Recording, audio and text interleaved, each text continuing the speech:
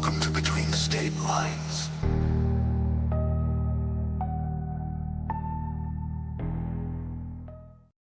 No silent dancing.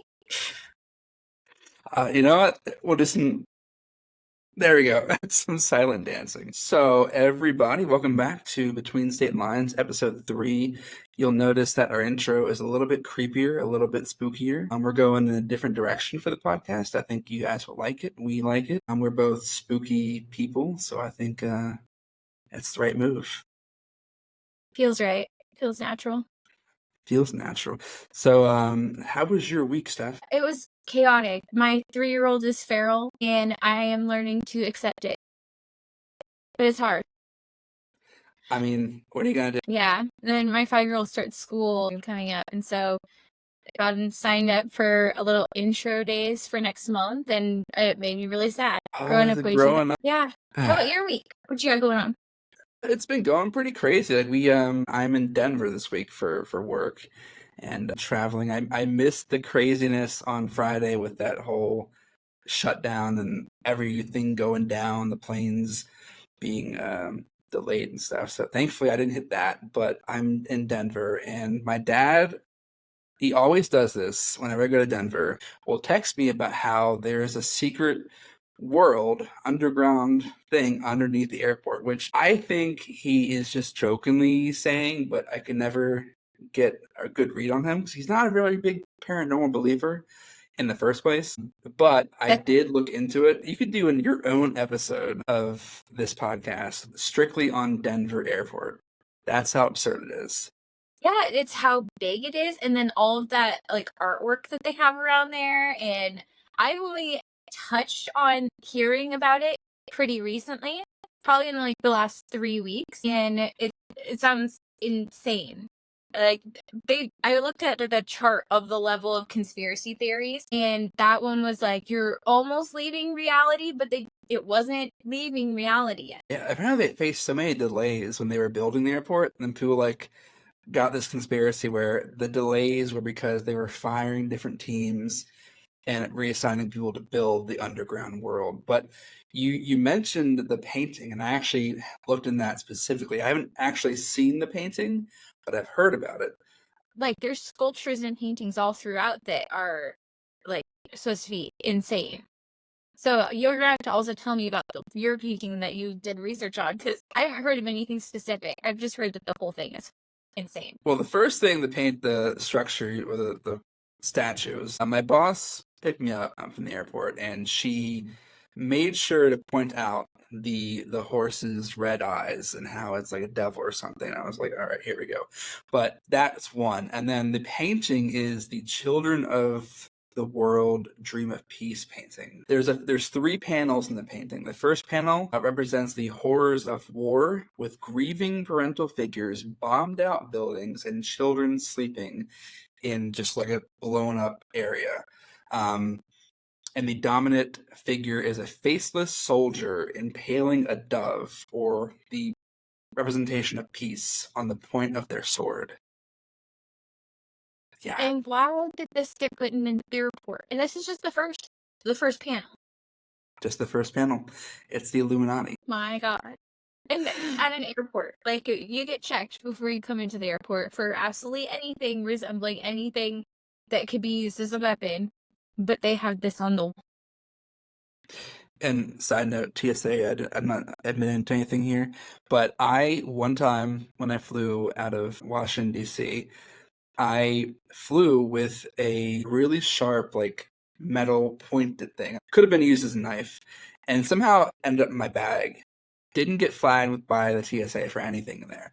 But coming back, my toothpaste got flagged. Yeah, I've actually been stopped I went hiking in Hawaii, and they wanted to stop and test the dirt on my shoes.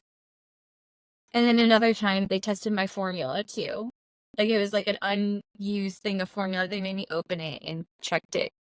Like, okay, no problem. Gotta feed the kid. The second panel of the painting, it depicts impending disasters brought on by climate change. So dead animals are seen throughout the painting. On either side, the bodies of a woman and a child lay in coffins. This is a public painting, by the way. illustrating that humans are not immune from the impact of the changing ecosystem. Wow. Yeah, this is the stuff of nightmares, and this is just out for anybody. Just out in the world, you can't. Drag queens can't read to kids at story time, but you can have this painting in a public airport. Wow. That is the stuff of nightmares. Like, child and a mother in a coffin. Like, that was enough. I can't believe this is... Can you bypass it? Is it in the middle of, like, an area you have to go past? I think it's in a widely trafficked area, which makes me think that when I go out Wednesday, I fly back out, I'm going to be on the lookout for this specific painting. Though, good luck, because I hear that airport is huge.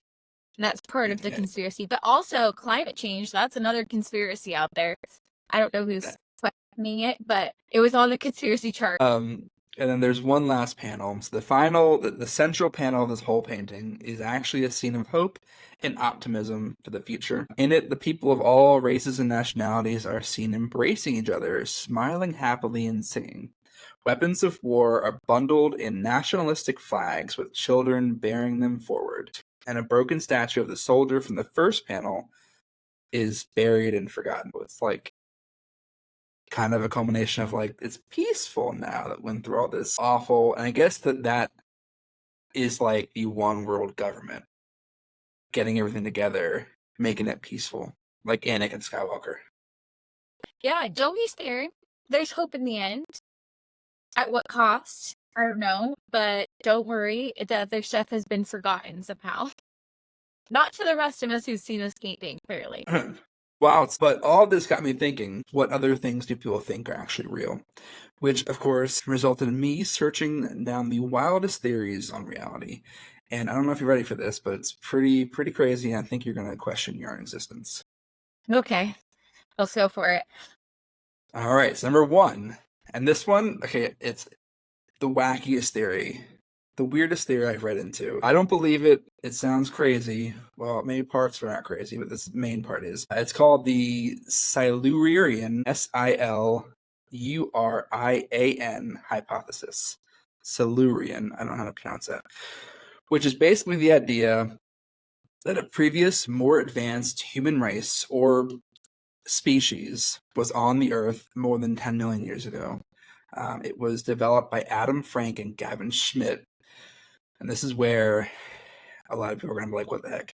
It's based on an episode of Doctor Who. Silurians, I'm going to say the S word. The S civilization supposedly evolved on Earth during the eponymous era, which was about 443 to 416 million years ago. During this time, to avoid any kind of catastrophe, again, this is where you're going to lose me, the reptiles went into hibernation, so the reptilians, for millions of years before being awakened by secret nuclear experiments in a Welsh mine. Now, obviously, reptilians, they are the lizard people. So, like, okay. That is where you lose me for a second. However, it is very possible that another race, maybe humans of older folk, lived here before us. And there's two reasons why that could be. Number one, our society, humans, have only been around for a couple 100,000 years, so literally the tiniest sliver of existence. And two, there's not much Earth left from 2.5 million years ago. So anything older, like bones, structures, fossils, older than that, we really haven't found, probably won't find, it's gone, destroyed by nature. So it wouldn't be improbable that it's impossible to find that.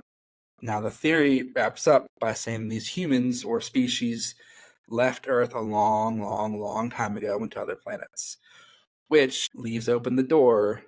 If you go to Venus, Mars, actually explore the moon a little more, maybe we find evidence there. My little sister used to tell me that we had to close all the windows in the house because of the lizard people. And I didn't know that this was like a real theory until pretty recently. It was on the conspiracy theory chart. That one was leaving reality. I don't like the sound of that, but it mostly because aliens freak me out and it sounds very alien. right? Very alien. Yeah. The origin of aliens. Yeah. Like if that's another human species, that feels very alien. And I don't know if I like that. Which last week we had talked about aliens, and I had mentioned like how maybe we're not the most, maybe either we're the most evolved or the least evolved species. So maybe these reptilians, if it's reptilians, they are the most evolved species, and they are aliens. Yeah. I would say there's no way that you can be the most evolved, right? Well, we developed We're this looking at theory, it. so I mean it's pretty. Yeah, looking at the evidence, I just don't feel like we could be the most evolved, especially just thinking of how big everything is. Like, there's no way. There's no way it's just us. The only ones that are like out there experimenting, doing research, and that we have the full say in what's going on in our world. It doesn't feel like it. Somebody else is like calling all the shots. Well, it's kind of like I saw this TikTok a year ago where it kind of like compared the sizes of like things, how they are proportionally. And it started with like a human being, or no, it was like an ant, a dog, a human, and then got bigger and bigger and bigger and bigger, and then eventually like zoomed out to like the galaxy or the far away galaxy, and like compared to our galaxy, and like the fact that we are just a tiny dot, like there's just no way that nothing exists out there. Yeah, it doesn't feel possible. But then, like, then you kind of get into the simulation theory of like, is this for real even? Like, I don't know. I was talking to my uncle about it earlier and just talking about like, well, what if this was like the Matrix? what what if none of this is real? And he's like, if I've lived here my whole life, I think I'm okay with that. Like, just let me keep doing my thing. And then of course I dove off and like, okay, well then aren't birds real? Because I've heard that theory too, and they kind of don't look like they are. Yeah, crows do not look like real things. The Pigeons are seagulls. just too dumb. Seagulls, Oh oh my my god, god. yeah. Yeah. You're so right about pigeons too. Like, yeah. I don't know. I saw a geeky looking turtle the other day. Although, so and going back to space for a second, and I don't remember the name of it, but there is a broadcast that we received from deep space. I don't know how long ago, maybe like 10, 20 years ago. And we have not been able to identify where it came from, what it is, or anything about it. We just have this recording of deep space, and we have no idea what we're listening to. So then that goes into the multiverse. Like, I think they were calling like daughter verses, and it just like splits out, and they're all next to each other. And one person said, like, they all have to exist to be able for any one of them to exist. I don't know how far into that I could go without my brain exploding, but it sounded really interesting. But it did make my brain hurt a little bit watching like the family trees of multiverses. Which reminds me of like the Avengers. I don't know if you're a big Marvel fan at all. I'm a huge Marvel fan. Haven't seen anything fully through, but the Avengers are on as background noise today at my house. There you go. They go into the multiverse, and that is pretty crazy. I'm not going to spoil it for anybody, but the multiverse, as I've heard it, like broken down in simple terms for somebody with a small brain like mine, if you get a bath and you fill it with bubbles, basically the bubbles within the bubbles are multiverse, like the bathtub containing all those bubbles. Each one has its own universe. Yeah, it talks about like some theories are like the multiverses. Every decision you make splits off, and that makes another another universe. And then also, and it did talk about Marvel, like, well, if they could be really onto something based on all of these theories, because like it could be the decisions that you make and somebody else is living out that other life but making the opposite decision and feeling that they've made all of these good choices that you feel that you've made in your universe. And then, oh man, I'm like, it just, even thinking about this makes my brain split in so many different ways. Because then it talked about the particle accelerator and how that could have been like a butterfly effect that made it so that we're not on our original timeline, and so many things. And I did not even do extensive research this week like I should have. It just kept splitting off. Well, basically, like, yeah, I mean, like, while you're here recording this podcast with me, in another galaxy, either we have swapped genders and I'm a female, you're a male, or we're both females, or both males, or we're not doing this podcast. You're doing it with somebody else, I'm doing it with somebody else, or we're not doing it at all. Like, just the fact, like, the decision to do this podcast, and not just do this podcast, do this episode. Like, the podcast branches out into yes, no, all these different scenarios. And then this episode, you could have done a number of different other episodes instead of this one. And so that branched out into a whole different family of universe decisions. And it's like we created our own little multiverse just by existing in this podcast. Yeah, and making the decision to like go this route versus what we were feeling out in the first episode. Like, we've created several different multiverses. Now, you mentioned timeline jumping, which is essentially a sub-theory of multiverse. I pulled this information directly from medium.com, which is medium.com. So take with it what you will, believe it or not believe it. But according to them, you can actually practice the ability to timeline jump. And in this practice, I'm going to quote them directly. Write it down so you can do it. In this practice, you use visualizations to access the next or future ideal version of yourself and your life. Isn't something only achievable to a select few, but a powerful meditation technique that calls on the potential that exists within all of us. The potential to envision and therefore experience what we give our energy and our time to. If you are stuck feeling like nothing will ever change, that you will never experience what you desire, and your deepest happiness is not possible, consider the alternative. What if you could have everything and be your truly desirable self in a world that already exists? Okay, so I did that last night for the full moon. I wrote down on 2 pieces of paper. I wrote down on 2 different pieces of paper. I wrote what I want to let go of in my life and what my intentions are and how I want my life to look and how I want it to feel. And I burnt the one of the stuff that I wanted to let go. And I did this last night. Do you feel any different?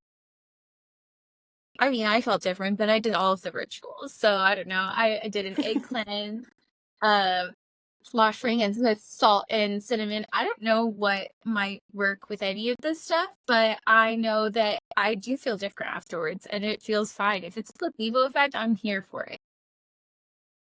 Okay, I'm going to ask everybody who wants to know, what is an egg cleanse? Oh, so you take an egg and you get, like, you're removing negative energies from you. It's basically to see if you have, like, the evil eye. So, like, if somebody has negative intentions coming towards you, like jealousy, anything like that. I have a lot of evil eye stuff, like my mouse pad's an evil eye. I have a bracelet that I wear 24/7 that's an evil eye. I have a ring over here too that I normally wear too.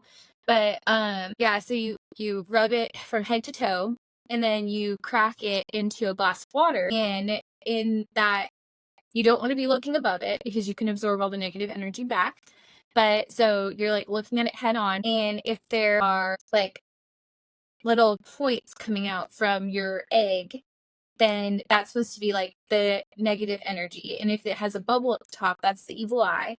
They can see like discoloration in the egg. That's supposed to be like health problems. If there's cloudiness, that's like the negative energy that, like, yes, good, you did the egg cleanse. You're like clearing out that negative energy. I had a skull in mine, and I've never seen that before. It was really small, but I did this with my best friend, and I was like, okay, this is scary. I'm going to go home and do more research. But so then after you do the egg cleanse, you put cayenne pepper, garlic powder, spicy stuff, and it's basically you're like returning to sender, because the skull is supposed to be that your name came up in some sort of like not good ritual. And So yeah, so I did a return to sender, and then you seal it with salt, and then you flush it, but you have to not look at it because you can't absorb that energy back. So like creeping by the toilet and like dumping it and flushing it without looking in it. And hopefully we did it correctly, but I feel like my best friend's way more versed at this than I am. I've done it with her before, but I like have to rewatch the videos,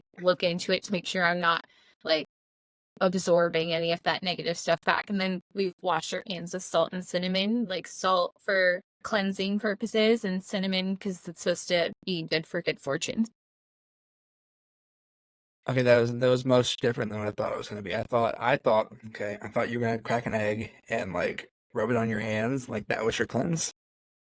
But that actually Yeah, sounds a no, it's lot better. way more. Yeah, way more extensive than that. And yeah, I feel different afterwards, almost like kind of just lighter. And I don't know if it really is absorbing negative energies or what's going on there. If your yolk breaks, then you're supposed to redo the egg cleanse. But like there's tons of videos out there if anybody's interested in it. Like somebody way more versed than I am about it. But yes, I practice egg cleansing. When I first pictured it, I thought I was going to be like eating a raw egg. I was like, no, I don't know about this. That egg. So if you did that, are you familiar with tarot, or do you do tarot card readings, or have you done tarot card readings? No, I've been given a tarot cards one, and I'm scared of that kind of stuff. Like I'm interested, but also weary. So if you're given something like that, that's the only way you're supposed to be able to receive them. You're not supposed to buy them, supposedly. And then so I gave them to somebody who was really interested in them. It's like I don't need that in my life, and plus I don't know what's going on there, and I just don't want to invite anything that I'm not prepared for. But if somebody wants to do readings on me, love it. I'm here for it. Just don't ask me for donations because that's what it always comes down to, right? Yeah, tarot card readings always remind me of, or it's not the same thing, but it kind of reminds me of the Ouija board. I've always wanted to do a Ouija board, but like I feel like they're the same thing, kind of like contacting the spirit world. Yeah, I don't want to open up that can of worms. Like me and my best friend were talking about this when we were shopping at Home Goods the other day. Like this blanket had the little sign said like a Ouija board, but then you could clearly tell it didn't have it on the blanket. So it was like, okay, this is cool. I would keep this. I don't want anything that kind of resembles that, just in case. And her daughter was like, I would absolutely do a Ouija board. I've only heard terrifying stories about them. I also had a friend in like the 5th grade that was like, oh, it just goes off of like the magnetic energy in your fingers or whatever. And that was comforting. Like, I found that very comforting, but still not going to try it. Don't even really want to be in No. an area where somebody else does it. I will watch like a video maybe. Yeah, you don't want to bring Clayton into the scenario from my Oh, mom's house. exactly. I've been blaming everything on Clayton too. So if I do invite anything, it's 100% because I've been terrorizing Clayton. That rapscallion Clayton. I swear, I don't believe that story she told me, but like now, like I'm all alone in the hotel room. I'm like, oh, maybe there is a Clayton. He's actually gonna be popping up, watching me sleep in the corner. Scary being in a place that you're not familiar with too. Like, did you bring you sage with you? I didn't. I felt they were gonna snag it at TSA and like call it marijuana. Like, oh, this is weed. You're going to That's jail. fair. I don't think they're that into it there because, like, what? It's legal in Colorado. It is. So, multiverse. Another. Okay, so this is tying back to Marvel for a second, but there is a movie in the Marvel universe called Doctor Strange and the Multiverse of Madness. I'm not going to spoil it for anybody, but the main character, the Scarlet Witch, has to make a decision on whether she should jump timelines, steal the life of her other self, the one who has her kids, happy life, husband, just everything she wanted. And which begs to ask, would you want to do that? You'd be abandoning the current life you have in favor of another. And I went down a rabbit hole for this in Reddit. And the people on this Reddit thread who said they did so because they lost someone in their life, someone died, and they were grieving and went to see them again. However, that begs to ask, how similar are those people that you lost in this life in that other life? Are they the same person? Do they act the same way? Are they as loving? Are they as caring? Is your relationship the same way as it is in your timeline? And If you go and take yourself out, you're doing essentially the same thing that you felt in this universe to them. Even if everything lines up that they're the same person, you're the same person, like, you're now the evil villain in your own story. yep. And does that lessen the human experience? Like, I think it does. And like grieving a loss is like the worst. It's so awful. It's brutal, but also it makes you strong. There's so much you can learn from it. And if you just avoid grieving altogether by replacing that person you lost, like you're never gonna learn that lesson. And if you're constantly jumping timelines, get the life you want, does that lessen the value of life itself? You didn't achieve those things, like that person's life, they achieved all those things in that world, and you're just stealing it. Yeah. And then how do you tell that person, like, I loved you so much, I lost you in my timeline, that I came here and I murdered the person that you loved so much, that's me. And now, yeah, I think that lessens all of it. And then really, like, did you really love that person to begin with? Now, however, this does bleed into a different side theory from timeline jumping called quantum immortality theory, which is pretty much what it sounds like. You never die. So when you die in one universe, you just hop into a different universe. Not by choice, but just by nature. Now, does that mean that you replace the version of yourself or that you exist at the same time? You're together as one? And could that be an explanation for deja vu or feeling like you have lived a past life? Or do you start over and like you're a new soul in this other universe? And that's why little kids sometimes have past lives. Essentially, then are we all vampires? Like, if we are living forever? Which I also went down that rabbit hole because there's vampires in Louisiana, if you haven't come across that I haven't, area. but do tell. Oh, they're just talking about this guy who I guess has essentially existed forever. Like, they know at least that he's been around for hundreds of years in Europe, and then he was there for like all these big events, and then it's like different versions of what looks like the same guy. And then now he's living down in Louisiana, and it's like if you see this guy, like he bought this huge prestigious property there, and they essentially like they thought that he disappeared for a while, and then they're like it's still him. And people are talking about like the different encounters that they come with if you live in the area, that yeah, there's all of the things that you've heard all of the stories about, like werewolves, vampires. It's all sectioned off into different sections, and like watch your back when you're in Louisiana. And I've been down there one time to Bourbon Street, and we got pickpocketed. I was like 12, but that was a wild energy down there.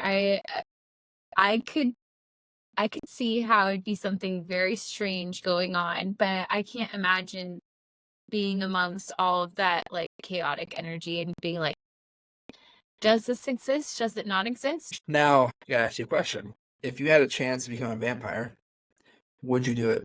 Like you never die. In this scenario, I'm gonna be nice and say you don't have to kill anybody. You get bitten and you live forever. You don't have to feed on anyone else. You can eat regular stuff. Oh, that's another thing, is that this guy, like the police went down to his house and there it was like completely empty, didn't have any like uh it didn't look like anyone lived there. There was no like plates or anything, but they had glasses of wine mixed with blood. And I don't know. I think that it's interesting to be able to live forever, but it also sounds like a really big burden. Like having one life is already so hard, and apparently every decision you make might split off into other multiverses. That sounds like a very big burden to carry, even if you're not like I've seen True Blood. Like if they came out with some True Blood synthetic thing that you could still live off of it and live in that world, it still sounds like you have a lot of crazy choices to make. How I about don't know. I feel like, yeah, living one life is exhausting as it is. And I don't know if I'd want to live a million years. Like everyone you know dies, and you got to meet new people, make new friends, and like making new friends is already exhausting as it is. Do it for the next Yeah. 100,000 years. Yeah, and then it feels like your friends and family making that same decision, like how can you convey the big burden that it is to be around forever? But also essentially feels like you're making the decision for them on if you're okay with them carrying that too, or no, you just have to watch them die. I couldn't do it. I couldn't do it either. But going back to quantum immortality for a second. So Oh yeah. I've actually thought that like maybe I have in some points in my life escaped death by jumping timelines. Because one time I was driving on a highway and a 2x4 fell off a truck in front of me, smashed my windshield, and the way it smashed it, it like the frame of the car where the windshield is, it barely missed going right for the windshield. Hit the frame instead by like inches. So like did I die in that scenario? And like was I impaled by a 2x4 and then now I'm here? That is so interesting that you say that. I've had a lot of near-death experiences when it comes to cars. And like I hit a deer on I-5. And I've never seen a deer on I-5, but somehow it went under my car instead of over it. And if it would have gone over, I would have been toast. But because it went under, I was okay. Also, I've been hit by like this big farming truck. Luckily, I was in a Volvo. But when they took me out of the car, I had broke my collarbone because my seatbelt did its job. But there was not enough space for a person to be because the dash was pushed back so far to the seat. Like, they didn't know how I fit there. Did I die? I can't believe that you could have been hit by a 2x4. Like, that is some Final Destination. Yeah, I don't mess around with those cars anymore. But like and you've hitchhiked, like maybe in some of your hitchhiking experiences you actually were killed and now you jump timelines. You don't remember that because you didn't experience it because you're in this timeline. Easily. I know that there's been several times in my life that it's been like, that was kind of a blackout moment of what exactly happened there. Like, specifically that car accident. I don't remember the car accident at all. And yeah, I remember just being like, you know what? I survived, and I think that I just have to accept. Which goes into our next theory, simulation, which is exactly what it sounds like. It's this entire existence is nothing but a simulation on an AI's computer. So either an AI is running the show or it's somebody playing a complex version of the Sims. Now, there are three possibilities according to this theory. Either all civilizations go extinct before becoming technologically capable of creating civilization simulations, or they lose interest in doing so, or they are run by a simulation. And there are some things that could prove simulation theory is real. Have you ever heard of the Mandela effect?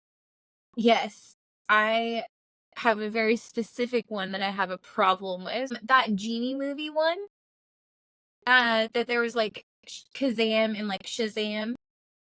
Yes, that's on my list. This one, Shazam. yeah, it drives me absolutely bonkers because I remember being a child and that Genie movie came out, and then it felt like maybe a week later seeing an ad for the second one coming out and me being like, why did we need another Genie movie? Then to find out that that was not real. And like, I remember watching both of them. Like, it was on all the time. We were babysat by TVs when I was a kid. And I definitely remember watching both of them and thinking, why? Yeah, no, I remember that too. And I remember reading about this and I was like, no, that's BS. Like, we either imagine it or it is simulation. Yeah, either that or we jump timelines.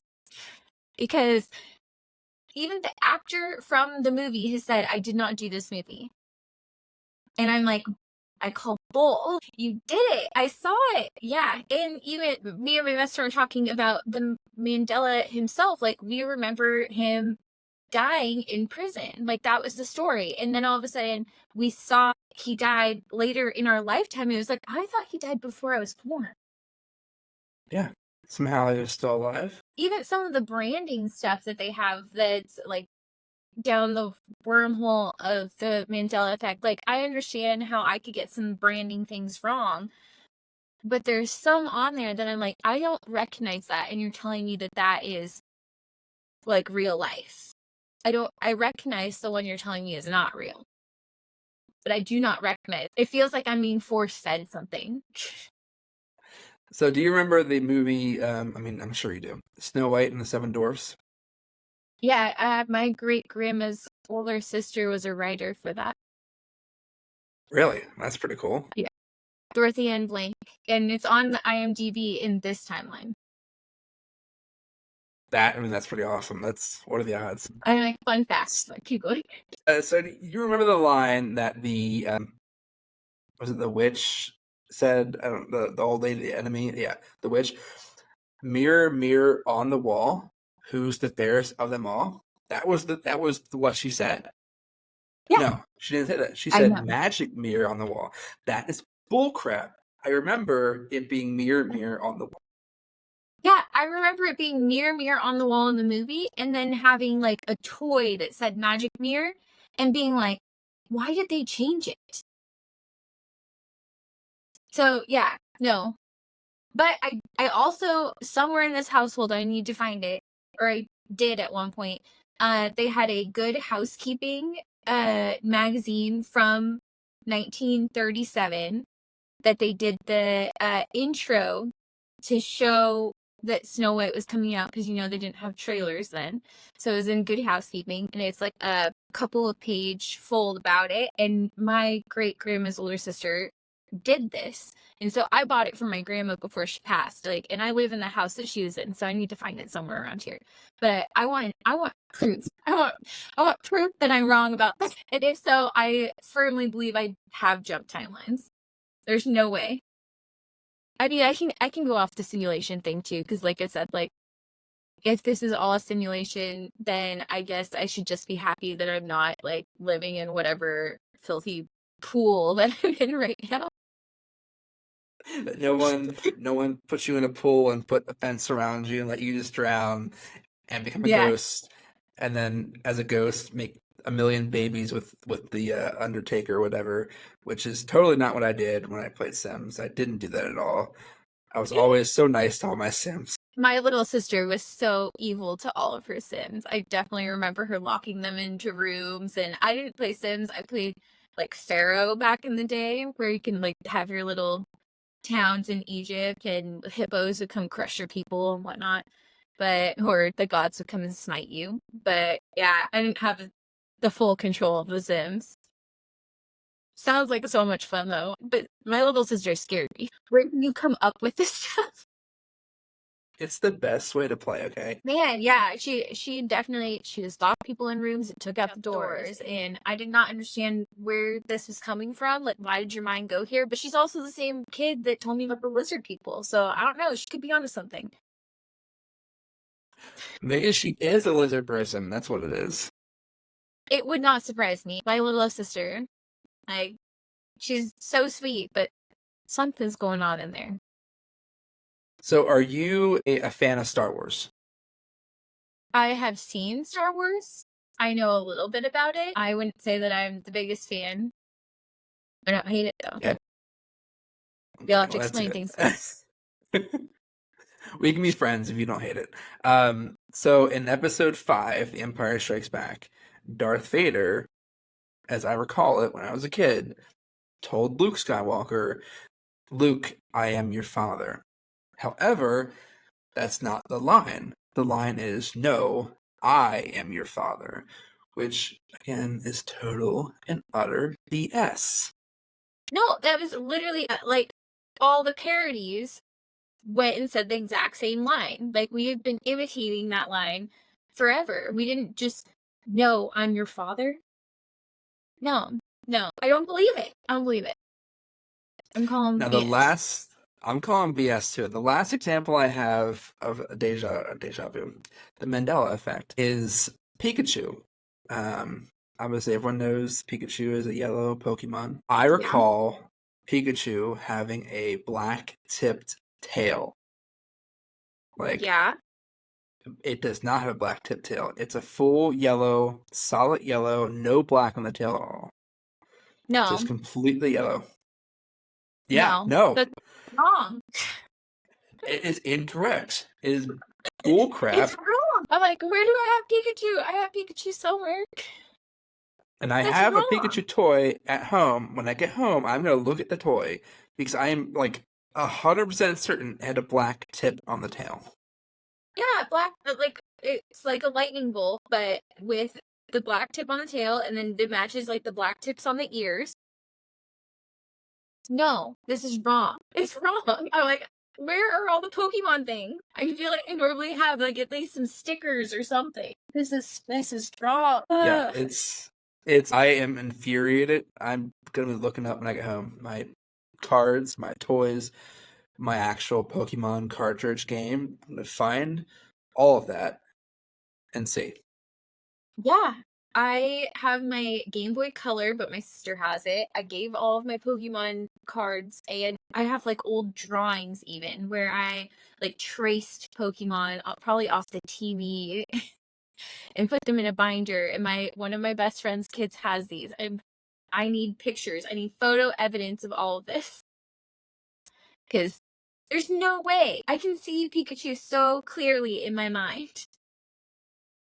There's no way.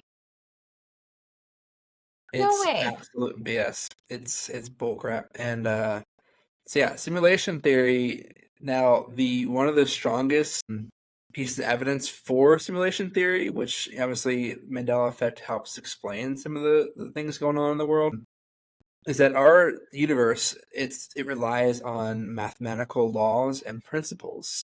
Like, seemingly computational processes all fit the same mold. Like, they all run the same way, they have to obey the same laws. I mean, it makes sense. There was a theory on there being this large landmass under the ocean, and it's supposed to be a giant continent. And they were saying, like, it's either like a continent or a big submarine, and that it's like putting out these frequencies that are changing the way that the water moves. And that's why you can see it, is because in nature there's not a lot of like perfect circles, and so seeing like the way that these frequencies are going off and why the waves are changing, I don't know. I got a little bit deep in it, but I also wasn't sure how true any of it is, especially when you're getting your information off TikTok. But it was interesting. It was just saying like most of our stuff like goes off of binary code, and that when you are out observing things that occur in nature, then what exactly is that? Is that humans doing something and covering, or what's going on there? And I think that that can go into the simulation theory, because otherwise it just feels like so many of these things can cross into the multiverse, jumping timelines. Like, it's hard to differentiate which one it could be, because it really could be either. Yeah, it's just so many different theories in the world, and there's just like we're scratching the surface on all this stuff. Like, there's a theory that either you or I or one person is the only one that exists in the world, because I can't prove that you have consciousness. Like, I can talk to you, I can communicate with you, but I can't prove that you have actual thoughts and you have a life of your own. I just see your TikTok, I see you on this camera, I hear you. I can't prove you exist once you leave my sight, my view. Yeah, that goes into like, are you on the Truman Show? Would you tell me if I was? Because I have asked people that actually pretty recently in the last like 2 months, like, hey, if I was on the Truman Show, would you tell me? And can I believe you if you say that you would? I Super would tell you. interesting. I mean, I'd hope so. I feel like I know that about you already. But I don't know, maybe I'm gullible. Or maybe this is part of the Truman Show. It's called the Steff Show, and like, our podcast is not actually going anywhere. It's just going to the simulated world within your life that is a TV show. it's so interesting at the same time. I'm so sorry for anybody that actually wouldn't watch that because it sounds boring most of the time. Like, oh god, she takes a lot of random nap. I'm not that interesting. There's not that much going on, but at the same time, like when things happen that you're like, oh, I feel in alignment with where I'm supposed to be, like there's no other way that this could have happened. In those moments, I'm like, okay, where are the cameras? Who's watching? Because this feels like somebody wrote this up like reality TV is not really reality. That's what it feels like. It's like, okay, I can kind of predict what's coming up next in the plot. Well, I think we should end our podcast episode on the theories of existence there. However, I think we should make this a fun little ending we do from now on, where we read, and I have something prepared, read a creepy story that we have read that week, and just end it with that. That way, it sends you off with like sweet dreams, and you're really terrified. Perfect. Also, but I So, do have to tell you really fast, I think I had my first experience of sleep paralysis after whoa, our okay, last episode. do tell. Do tell. Okay, it's short and sweet, but I was in my room with my kids and they were sleeping, and so then I was like, they took over my entire bed. And so I went into my daughter's room and I was up from like 1 a.m. to like 3 a.m. and I was finally falling asleep on my phone, and I was like, okay, I'm gonna turn this off, and I just laid down and like closed my eyes for a second, and my eyes were so heavy, and I heard mom, and I was like, my son's up and he's gonna be scared because he's not gonna realize that I'm in their room. And I was like trying really hard to fight myself to get up. And I was having a hard time, but I did manage to like awaken myself and get myself out of bed, only to come into my room. My son's passed out. Both of them are just fully asleep. And I'm like, okay. I hope that was my body scaring me, because I heard mom clear as day. And I had to fight to get up. But yeah, I think I had my first sleep paralysis. I don't know. I didn't want to dig into it any deeper. I went straight to my room, went back to bed, and went there surrounded by my kids. Now, We're did you safe here. sleep on your back? Did you sleep on your back, or were you sleeping on your side? You know what? I was on my stomach. Oh, that's actually really. You've experienced sleep paralysis in the most rare. That's incredible. You convinced your brain to give you sleep paralysis. That's crazy. Either that or there was a Subconsciously, ghost in this house. Or something mimicking my child. But yeah, I don't know. Or is Colton. you know, and then you mentioned that real quick. I think I said last week I never had sleep paralysis, and maybe this is not sleep paralysis, but like when I was probably 10 years old, my parents like fought all the time as kids. But when I was 10 years old, I distinctly remember waking up at like midnight and like hearing my parents screaming at each other, like yelling and screaming all this nonsense. And lights were on the hallway, and I was like on another fight, back to sleep. Next day I woke up, no one had fought, like no one else heard it, like it was just me that had woken up. My dad wasn't even there, like he wasn't even in town. Sleep paralysis, skipping timelines. Are we in the simulation? Kind of falls into everything. Especially your Yes. dad wasn't even in town. Yeah, so like what was I hearing? Like who was that? Like there was a male and a female clearly yelling at each other, and it was like my dad's voice. And the lights were on, and you could tell, like I knew what their fight sounded like. Like it was like, oh, another one of those things. That's another one that we're going to have to look into is, are you in a different reality when you're dreaming? Because that was one of the theories that I did read briefly on.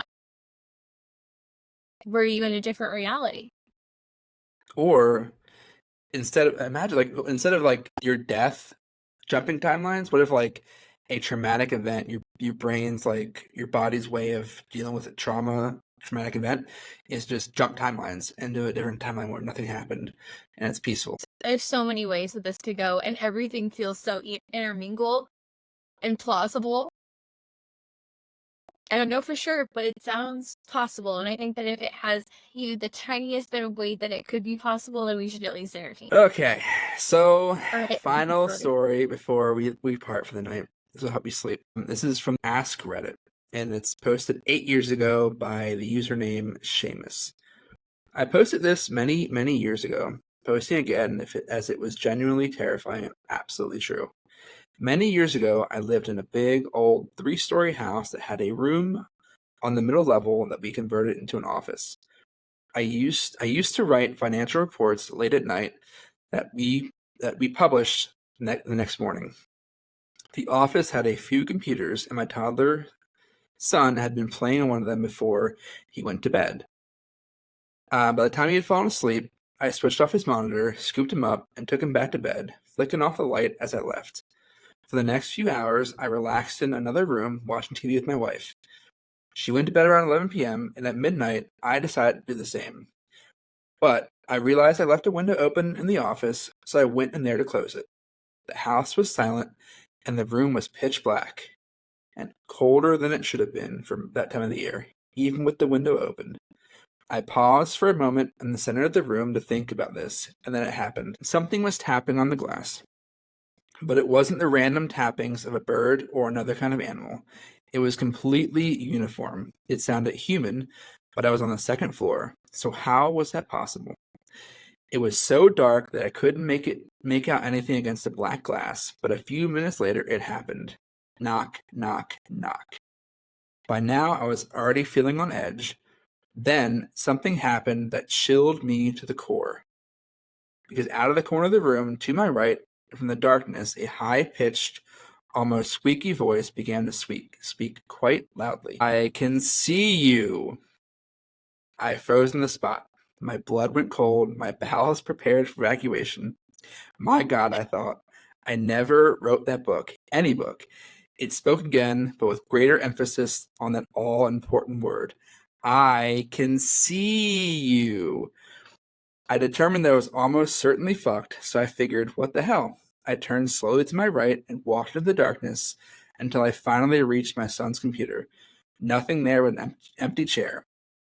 But no talking, just silence. A horrible silence. Carefully, I reached over and switched on the monitor. The screen brightened up, and there it was. Something red and horrible. Once again, it tapped on the glass. It was fucking Elmo from Sesame Street. Oh my God. I had goosebumps.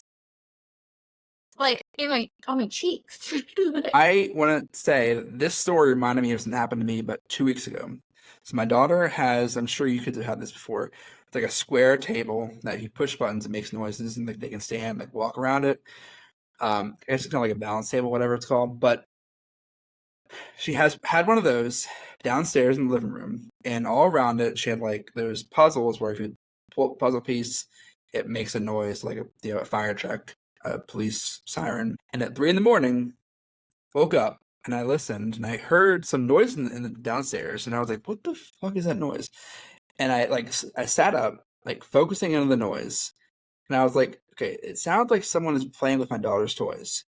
So I stood up, walked in the hallway. I could see directly down the stairs. No one was down there at all. So I walked downstairs. Keep in mind, all my cats were upstairs, so it wasn't them either. Walked downstairs and kept going, the table. And so I stood over and was watching it like just light up around the table.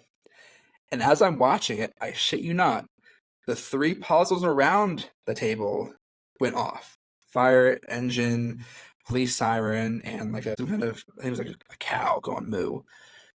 All went off. Like boom, boom, boom, boom. I turned off the table and I was like, fuck this. I'm going to bed. Yeah, I can't believe you turned off the table. I'd be like, nope, doesn't really bother me. I'm wearing headphones tonight. I'm going to bed. Hopefully it doesn't wake anybody else up. And my wife didn't believe me. She was like, no, it was you. And I was like, no, it was not me. Like I could hear it all the way upstairs. No, kids' toys are so scary. That is the most organized I've ever had. Like in my entire life was when we had baby toys. Because everything had to be turned off, put away. No, I'm not messing around with that, especially because, like, baby monitors, terrifying. Like, have you ever seen the picture of the person looking at the baby monitor and they see, like, a baby's face, and it's because underneath the sheet had, like, a baby ad thing on it, and so it looked like another baby's face on it? Terrifying. I was so scared that I was going to get bamboozled like that, because kids are already terrifying as it is. Especially if they start coming out with, like, talking about their imaginary friend, or... Nah, I cannot believe you were that brave to go down there. And I'm interested in every sound. Well, Gonna the last owner's husband died in the front on the driveway.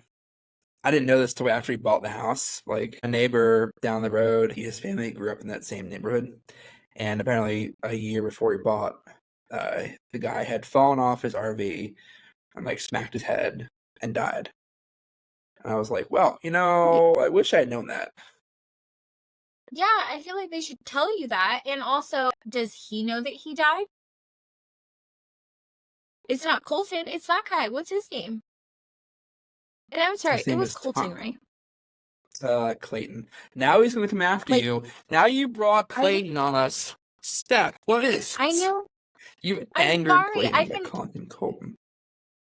I have been just driving him crazy, blaming everything on him, calling him wrong names all week. Like, it's like gonna be like that whole thing on Parks and Rec where it's like, what's his name? Jerry? Carrie? I don't know.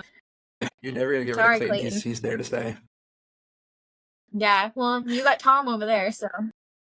Or whoever in Clayton, Denver. Like, you just never know about mystery demon in Denver. I'm sorry. the Holiday Inn I'm sorry. Express guy followed me out here. You're staying at a Holiday Inn Express? Didn't we talk about this? No, I'm staying at a Hilton, thankfully. Oh, thank God. Maybe I was like, oh my God, maybe he switched careers. I'm having major deja vu. Didn't we talk about this last week? Oh, We thank did. God it's the Hilton. Well, Steph, this is fun. I think next week we know what our topic's going to be. It's going to be ghosts, and just everything ghosts next week. I mean, you can try. I feel like it's all intermingled. We're coming back to the simulation theory, multiverse, and we tiptoed into it. It's coming up again. Because who really And for knows? anyone- Are these ghosts, or is that just like footsteps from another universe? And for anyone interested, if you hop over to timeline 63543, they are doing a show on ghosts this week, so you can go listen to that show and come back to us. Let us know how it was.